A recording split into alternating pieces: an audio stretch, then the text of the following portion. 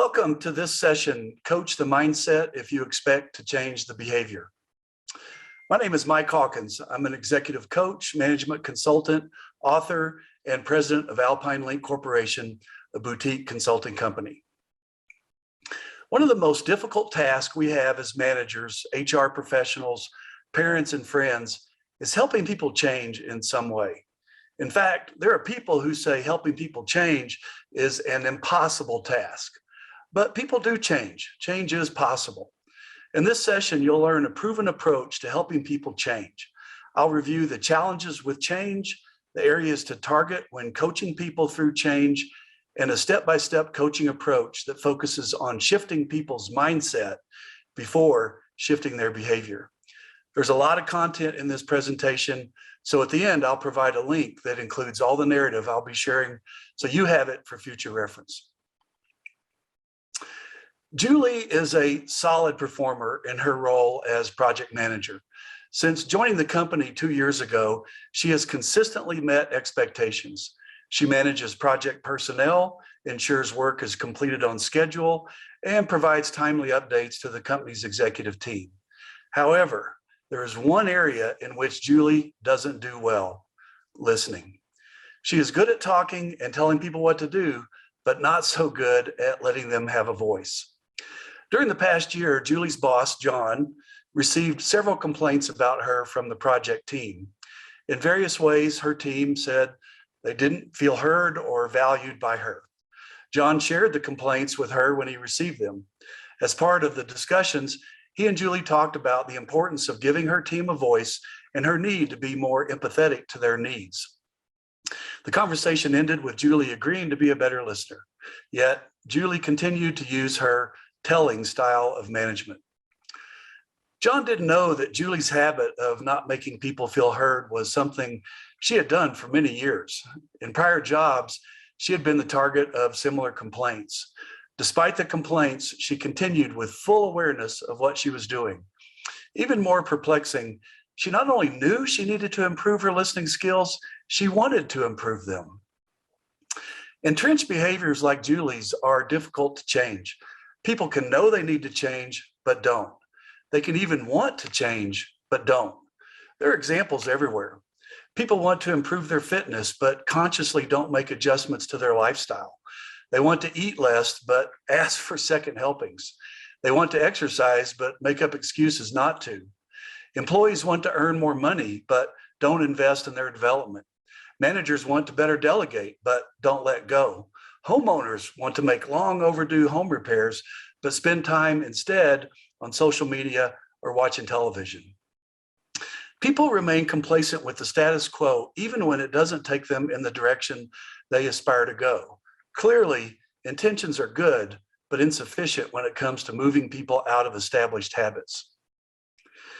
If you had $1 for every time you or someone else said they knew what to do, yet didn't do it, how much money would you have? Probably millions of dollars. Of course, there are situations where people don't know what they should be doing, but these are few compared to those where people know what they should do. Most know and even want the needed change. They want to improve some way, but don't do what they want to do. Crossing the chasm between knowing what to do and actually doing it is difficult. People struggle to cross it in countless ways.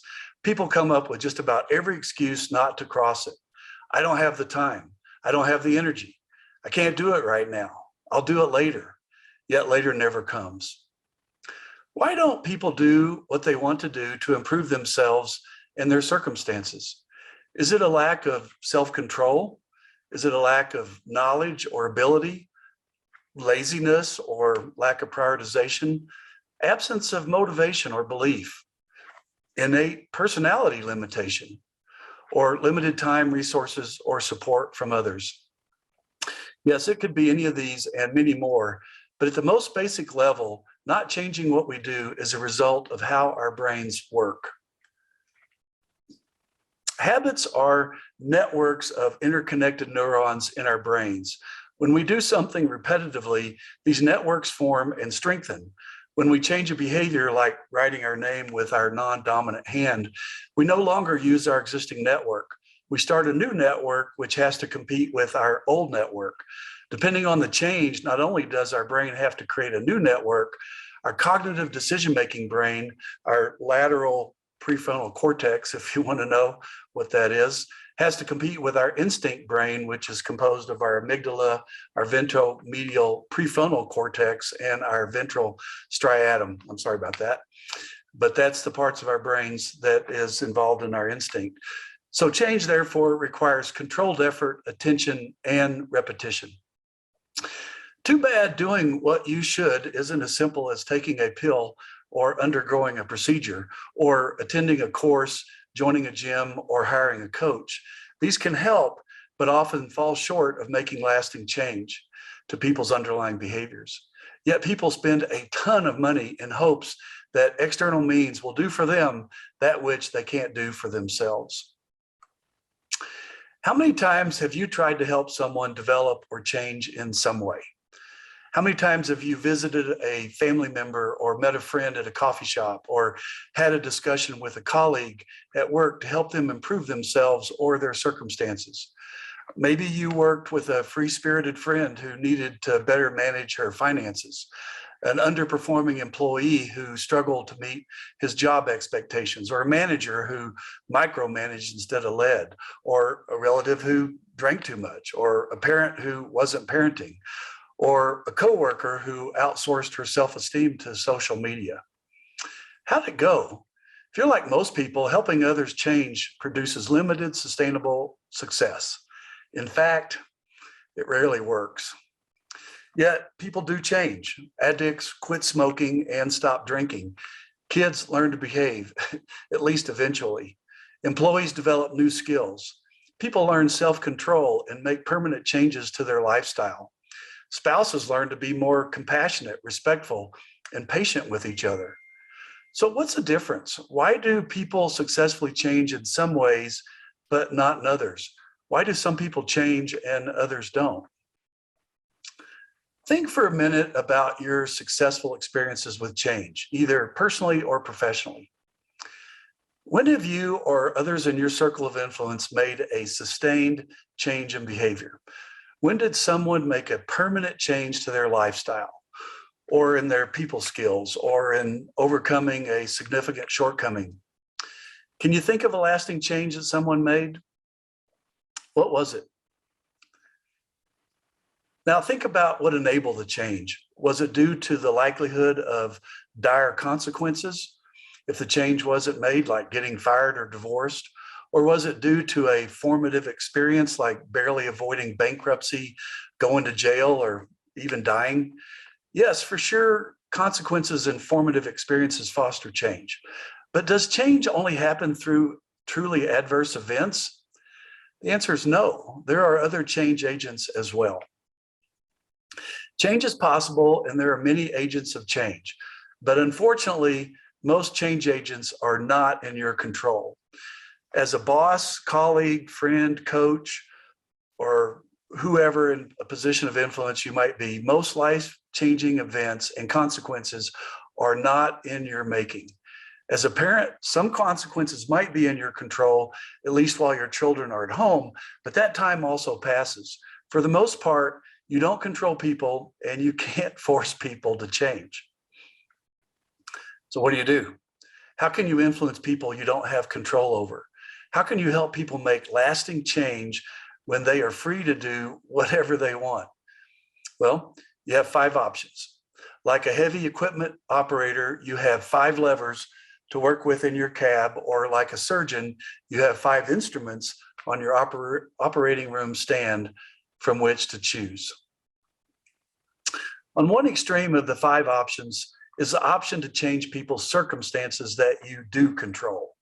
For the alcoholic in your house, for example, you might remove all the alcohol to which they have access. For the underperforming employee, you might reduce their responsibilities, add to the resources they can utilize, or change the basis on which their compensation is paid. You might take away the keys from your teenager so they can't drive irresponsibly. If you're dealing with an abusive spouse, you might move out, at least temporarily. In other words, you do something significant to change the environment in which people live or work.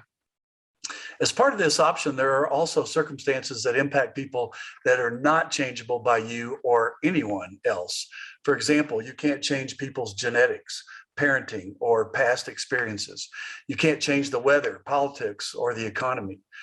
Nonetheless, these are very influential circumstances that limit as well as enable what people can realistically do. On the other extreme of the 5 options is the option to dictate a desired result.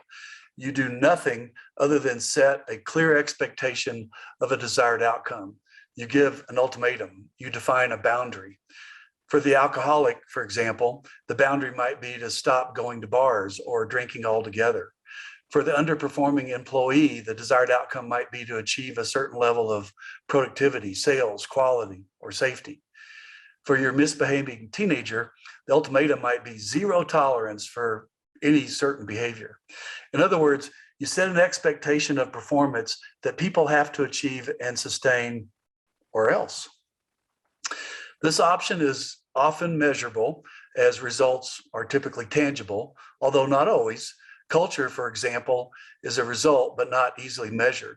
But in terms of what is measurable, typical organizational measures include customer satisfaction, employee engagement, employee well-being, profit, revenue, and countless other financial measures. These measurable results are lagging indicators of performance, though. They are outcomes as opposed to leading indicators of performance, which are elements that produce results. Between these 2 extremes are 3 other options. These 3 options are leading indicators of performance, meaning they produce the results. When attention is given to these, the results take care of themselves. These options, when properly utilized, produce sustainable change. They take more effort, however, because they are not based on merely changing circumstances, dictating results, or telling people how to achieve results. They're not based on extrinsic motivators such as recognition. Instead, they are based on developing people's intrinsic motivators and utilizing principles that help people create new neural networks. These 3 options rely on your ability to influence people rather than control people. They are based on your ability to pull people to a desired result instead of push them away from a current habit. They utilize your ability to persuade, which is a tremendous source of power within you once you develop and use it. Just like leading volunteers who do work by choice, your influence can be a change agent even when people aren't beholden to you. Your influence can cause people to change their mindsets, make new choices, and adopt new behaviors. There are many dimensions to effectively influencing people.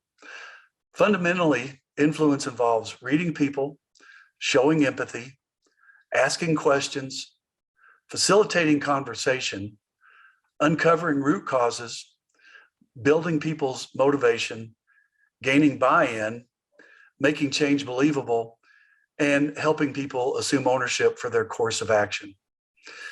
If that sounds complex, it can be. It certainly isn't simply telling people what to do. Telling doesn't work. But even counselors, coaches, parents, and bosses who understand these elements often miss one subtlety. They miss the reality that change isn't about changing behaviors. Changing behaviors is most fundamentally a result of changing people's thinking. Behavior doesn't happen just because people know how to do something or have an ability. If change were as simple as knowing what to do, as we talked about, people wouldn't fail at their New Year's resolutions. All diets would be effective. Alcoholics Anonymous, prisons, and many books wouldn't be needed. Many counselors, doctors, coaches, and managers would be out of a job. Thinking precedes doing. Our mindset precedes our abilities. Or as the cliches go, attitude precedes aptitude and will precedes skill. Still, many people who recite these statements don't know how to apply them. Here are statements from some of my most capable friends, clients, and colleagues. I told my husband to stop drinking and he still drinks. I showed my employee the approach to follow and she still doesn't follow it. I sent my manager to a training class and he still doesn't get it. I'm going to have to terminate him. Embedded in all three of these statements is the same target: behavior. Yes, behaviors produce results, but they are not the primary means to reaching an end result. Changing people's thinking is the primary means. People's thinking is what drives their behaving. Let's get into some of the details of how you change people's thinking so that desired behaviors follow. As mentioned earlier, change involves reading people, showing empathy, asking questions, facilitating conversation, uncovering root causes, building motivation, gaining buy-in, fostering believability, and imparting ownership. It's a lot, but where do you start? What is the first step or challenge to overcome? The first step is uncovering the real problem for which to solve. This may be counterintuitive, but effecting change, at least initially, has nothing to do with the change itself. It has nothing to do with solving the problem. It has everything to do with ensuring you're solving the right problem. Change starts with an accurate diagnosis of what needs to be changed. If you typically spend 5 minutes out of an hour understanding a problem and then 55 minutes solving it, these remaining 3 options will challenge you. They may require that you reverse your approach. Given an hour, great problem solvers spend as much as 55 minutes discovering the real problem to solve for, and the remaining 5 minutes deliberating the solution. The philosophy underlying these 3 options is that you first ensure you are solving the right problem before solving the problem. In my experience, 9 out of 10 times when I first encounter a problem, it is a symptom of something else. It isn't the real problem. For example, if an executive says they struggle to delegate, their fundamental issue isn't delegation. The real problem to address is their fear of letting go, or fear of losing control, or perfectionism. Or if someone says they are a procrastinator, their issue isn't a need to quit putting things off. Their issue is that they like to keep their options open for too long, or they don't place value on planning, or they don't care enough about the impact their lack of action has on others.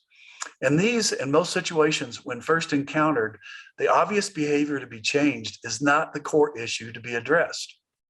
Here are a couple of other examples. Organizations espouse innovation and put resources in place to enable innovation. But their real issue isn't how to innovate. It's the need for people to be more curious. Or managers complain that employees don't get enough done. So managers focus on processes and procedures that increase efficiency. But often the real issue is that people lack a sense of urgency. Again, in these and most situations, the issue preventing the desired behavior isn't that which is easily observed. It isn't the behavior. The real problem to solve for is a mindset shift. In defense of many bosses, parents, and others in positions of influence, they visually see others' behavior, so they give attention to what they see. They focus on what they can physically observe. But what they can't see is the real culprit.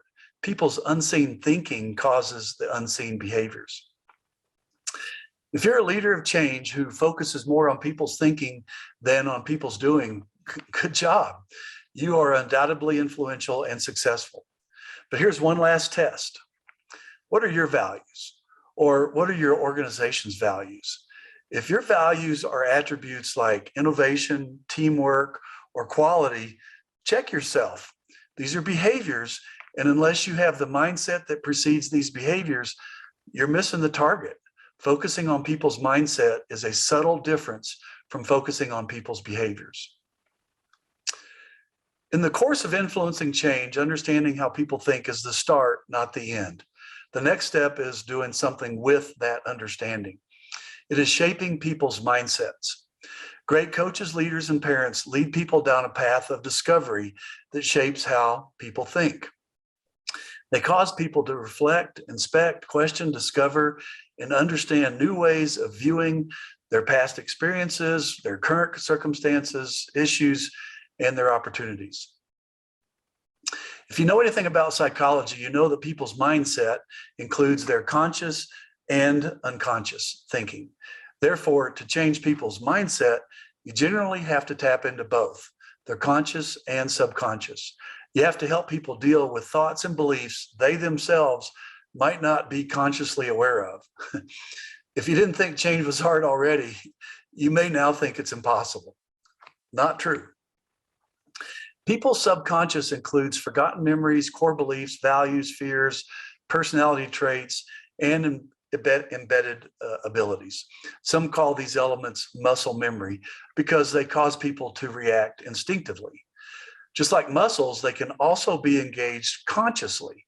You can bring these subconscious elements into people's consciousness. We humans have a unique feature in our brain that enables us to think about our thinking. We have the ability to question what we do and exercise self-control. We have the ability to override our instincts and deeply held beliefs. We have the ability to recognize our biases and overcome them.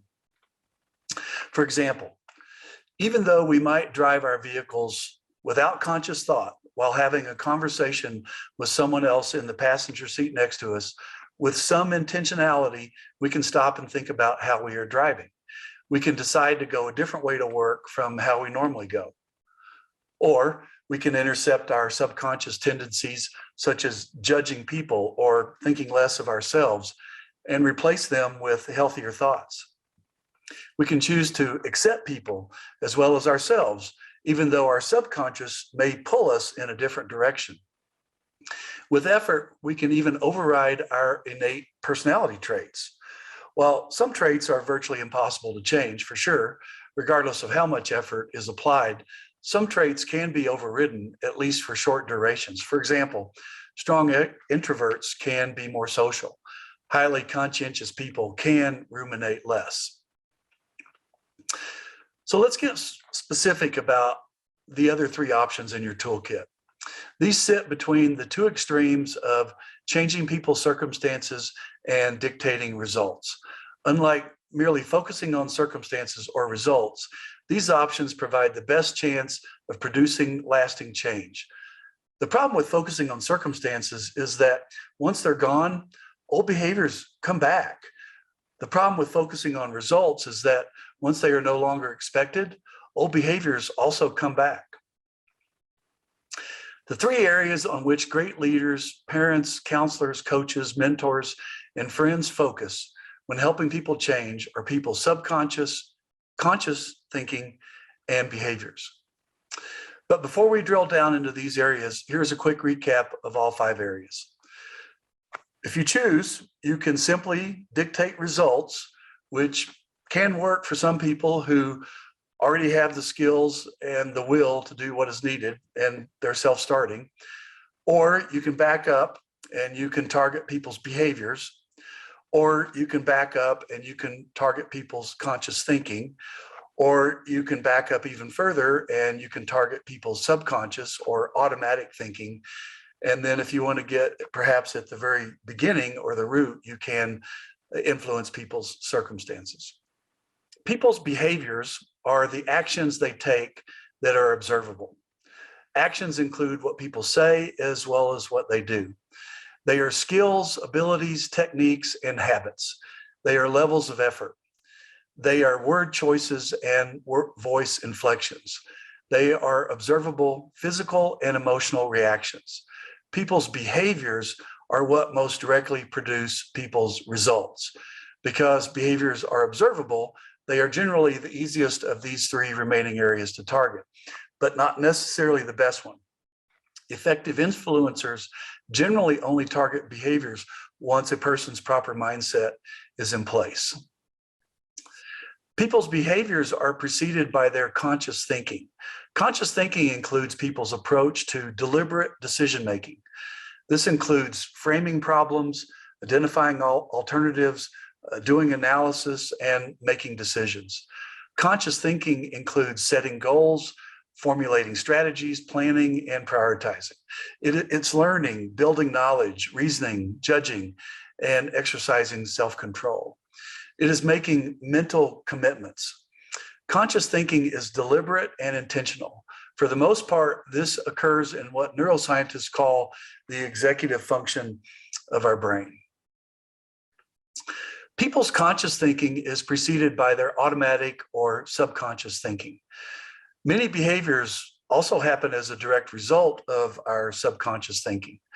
Subconscious thinking includes people's core values, beliefs, and sensitivities. It includes people's fears, courage, desires, and inner drive. It includes people's inherent personality, the extent to which they are extroverted, conscientious, agreeable, neurotic, and open to experience. It includes their character, confidence, and self-image. It includes their tendency to be curious, adventurous, controlling, and perfectionistic. It includes people's biases, instinct, and impulsiveness. It includes people's inherent expectations, perceptions, philosophies, and standards. As you can probably tell by the long list of attributes contained in people's subconscious, this area plays a significant role in people's thinking, which in turn drives people's behaving, which in turn drives the results people get. Psychological studies find that over 95% of people's thinking is done subconsciously. So, what should you target if you truly want to help people change? Where should you focus if you hope to genuinely help people transform their ingrained habits into new ones? What do you think? Their circumstances, their results, their behaviors, their conscious thinking, or their subconscious? The obvious answer is people's thinking, both their conscious and subconscious, with people's subconscious being the place where you make the most impact. Other than luck, which isn't a very dependable strategy, the path from circumstances to achieving desired results involves people's subconscious, conscious thinking, and behaviors. These are the three areas on which to focus if you expect to help people make lasting change. These are your tools of choice. These are the main levers to use in your operator's cab. But wait, there is one more area to know about and leverage. There are actually 6 areas, not 5, that you can target when coaching people through change. The other area is people's emotions.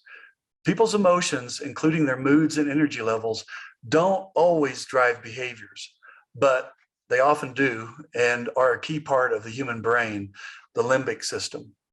Emotions are created by people's circumstances, as well as people's conscious thinking and their subconscious thinking. Especially for those who tend to be more emotional than logical, appealing to their emotions can be a source of strong influence. People who are effective at influencing others appeal to both logic and emotion. They appeal to both reason and feelings. They appeal to the heart as well as the mind. For example, when people encounter adversity, they usually get mad, sad, or anxious, or they become disgusted, embarrassed, or determined. These emotions, along with others like happiness, excitement, envy, and regret, they drive people to change. These emotions either subtract from or add to people's thinking. They also impact people physically by either subtracting from or adding to people's hormones. These changes in hormones then reduce or amplify people's behaviors. For example, when ski racers listen to music before their ski run, their adrenaline goes up, which makes them ski faster. Here is a recap of the 6 areas of influence, with the 3 areas that make up people's mindset highlighted by a background image of a brain right here. So what are the results you're trying to achieve, or the results you are trying to help someone else achieve? Here's a template that you can use in recording the results, behaviors, conscious thoughts, emotions, and/or circumstances you plan to target and hopefully influence. Use this template as you prepare to help someone change in some way. All right, let's put all this together into a straightforward coaching approach you can use to help others change, with an emphasis on changing people's thinking.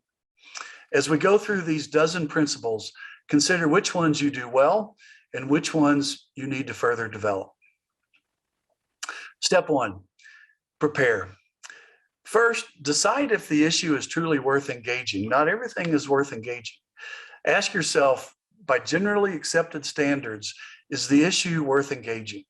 Is the issue having a sufficiently negative impact? If the answer is yes, prepare for your conversation. Record the issues to be discussed, make them as clear and concise as possible. For each, make a list of observations and facts that make the issue objective as opposed to an opinion.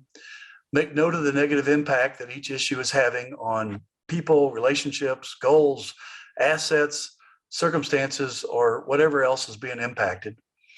And then prepare questions that move the conversation beyond symptoms to root causes. Give particular attention to questions that target people's mindset, their subconscious, their conscious, and their emotions. Here's a list of questions, A to Z, that you might ask depending on which of the 6 areas you plan to target. I'm just going to go through these quickly, but I want to go through each one, and hopefully you'll see the power in each of these questions, and each of these questions target each of these 6 areas of influence. So if you're targeting results, for example, here's 4 questions you might ask someone. What are your top priorities, or what are your top goals? What do you aspire to become or achieve? What are your top challenges, issues, or opportunities at the moment? And in what areas would you like to produce better results? Very thought-provoking questions that will start great dialogues typically, as do the rest of these. Here are some questions you might ask if you want to target somebody's behaviors. What are you doing to achieve fill in the blank, whatever goal it is they want to pursue? Or what might you do to pursue your passions and utilize your capabilities or your strengths? If you had more time, what would you do with it? And then lastly, in what area would you like to grow, develop, or improve? These, again, are questions that will target people's behaviors. Going back, if you want to get into people's conscious thinking, here are some questions you can ask there. What is your strategy to achieve fill in the blank, whatever the goal is, or the behavior? What alternatives have you considered? How did you arrive at your decision to, do something, some behavior? What are you hoping to achieve when you fill in the blank, some behavior? Those are questions you can use to target people's conscious thinking. Here's the heavy lift. Here are some questions you can use that will get into people's subconscious thinking. And be prepared when you ask these questions, people will look at you like you have 3 eyeballs, because they're pulling their own subconscious into their conscious, and they're thinking, how do I do that? How does that work? So these are great questions that you can ask that will actually help you and them pull what's into their subconscious into their conscious. Here's my favorite. I use it all the time. What prevents you from fill in the blank? So you could say, what prevents you from being a better delegator? Or what prevents you from being a better listener? Or what prevents you from getting to work on time? Or, again, fill in the blank. And then some other variations of that are, what drives you to fill in the blank? Or what happened to make you fill in the blank? What happens when you fill in the blank? What is important, or what's the impact on fill in the blank? What is your philosophy on fill in the blank? What is your attitude toward fill in the blank? And lastly, why is it important for you to fill in the blank? It could be some behavior or some way of thinking. These questions are really challenging, and for the most part, it will challenge people to really think through why they do what they do and why they think what they think. If you want to target people's moods or emotions or energy level, here's 4 more questions you could ask. How do you feel when you fill in the blank, when you do something or think something? What gives you energy to be able to achieve your desired results? What might remove any fear or anxiety you have? And then lastly, what would make you most excited and happy? And then if you want to target people's circumstances, here are 5 more questions that you might ask to get into conversations around what circumstances might need to be adjusted or influenced or changed in some way. If you could change one thing about your circumstances, what would it be? What do you need to be able to achieve fill in the blank, some goal or some behavior, desired behavior? What resources do you need to achieve your desired results? If you could be granted one wish, what would it be? And then lastly, I think we all use this one quite well. How can I best help you? So those are the questions that you can ask depending on which of those 6 areas of influence you want to target. Step 2, agree on desired outcomes. So after you've prepared, meet one-on-one and start the conversation, beginning with the big picture. Talk about the vision of the great future that lies ahead and how the other person fits in the vision. Talk about how their dreams and ambitions apply to their vision. Discuss and agree on a compelling future, desired outcomes, and the benefits to be enjoyed by everyone involved. Build people's motivation to achieve something better and start gaining their buy-in for change. Discuss the situation. Once you have agreement on the desired future, talk about what is working and not working in terms of achieving the desired future. Be balanced. Talk about the attitudes and behaviors that are helping as well as the ones inhibiting progress. Provide feedback. Share your observations. Describe the situations, issues, and the impact they have on the desired outcomes. Present facts and examples. Be respectful, constructive, objective, and balanced. Step 4, clarify and understand. Ask for their thoughts regarding the situation and observations you provided. Ask what is going on from their perspective. Give them a chance to provide an explanation and let them vent, blame, defend, and clarify. Invite their feedback about you too if you're part of the situation. Seek to understand without judgment and let them retain dignity. Ask questions to clarify any extenuating circumstances with which they are dealing. Step 5, empathize. Make them feel heard. Relate to what they are feeling and thinking. Provide a little self-deprecation if appropriate to show you've also experienced what they're dealing with. Take responsibility for whatever you are responsible. If applicable, admit that parts of their ecosystem are partially to blame for the issues being discussed. Let them know you are hearing them in terms of their frustrations, challenges, and the uncertainties they are facing. Agree to proceed. Once you have given them a chance to explain their perspective and they feel heard, redirect the conversation to what can be controlled or influenced.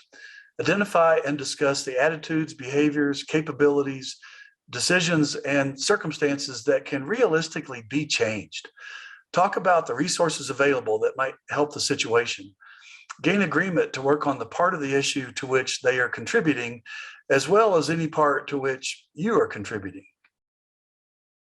Step 7, inquire deeply. Get out your arsenal of questions.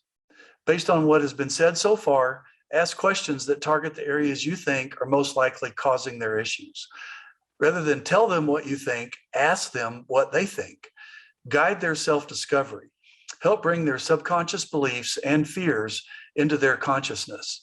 Help them assess their thoughts, emotions, circumstances, and even forgotten experiences to the extent that these influence their current mindset and behaviors. Analyze. At this point, if you haven't taken a break already, it's probably a good time to take a break if you need to.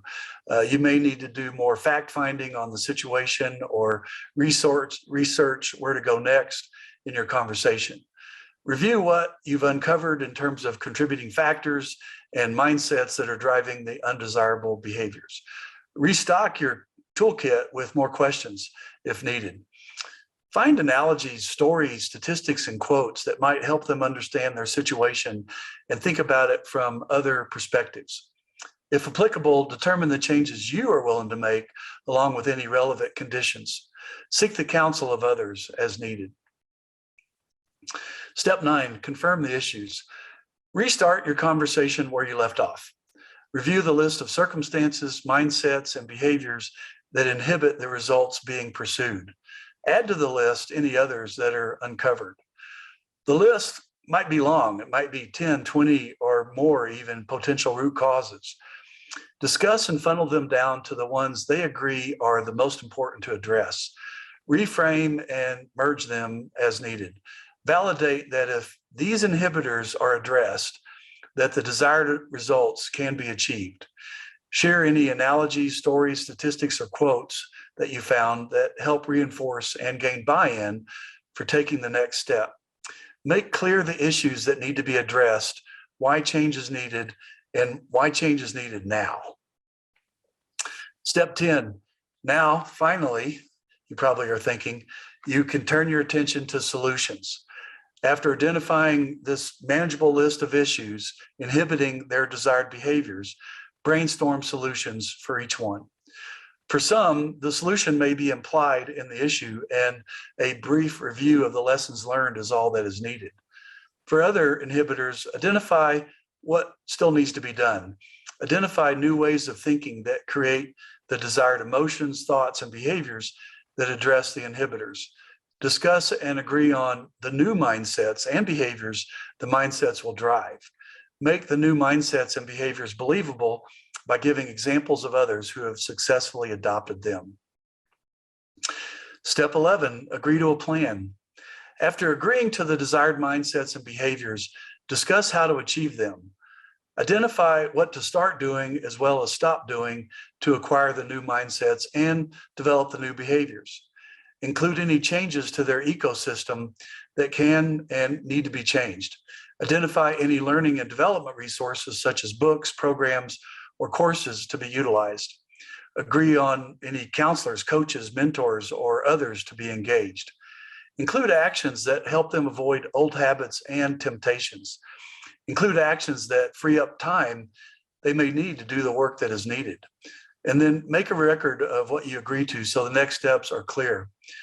Here's a link to an individual development planning and IDP template to use if helpful. Lastly, step 12, coach. Provide ongoing support, encouragement, and accountability as the actions are implemented. Follow up with the person as often as necessary to track their progress. Recognize and reinforce the positive progress they make. Ask questions to identify any obstacles impeding their progress. Create new actions to overcome any new obstacles. Provide ongoing coaching to sustain their motivation, hold them accountable, and provide course correction as necessary. I've logged over 20,000 hours of executive coaching in the last 17 years. In my work, as well as in my personal life, I use this coaching approach every day. It works great for me and my team, and I sincerely hope you find success with it as well. People who are most successful in life don't stagnate. They continually learn and grow. They have an accurate self-awareness and embrace change as they strive to be the best they can be. I hope you can use your influence to help people grow and be the best they can be. Help them with their self-awareness and their ability to change. Help them acquire new mindsets and behaviors, and help them develop habits that take them in the direction of their desired results. And continually develop yourself too. Develop your skills of influence. Learn how to read, understand, challenge, coach, and motivate people. If you expect to be the best parent, friend, family member, coach, boss, or coworker possible, acquire the skills and methods that enhance people's mindset as well as their behaviors. As I mentioned at the start of this presentation, here's the link to the PDF version of this article. And this PDF version also includes all the narrative that I have shared with you during this presentation. Thank you very much. And here is also a reminder to provide feedback on this presentation. Thank you very much.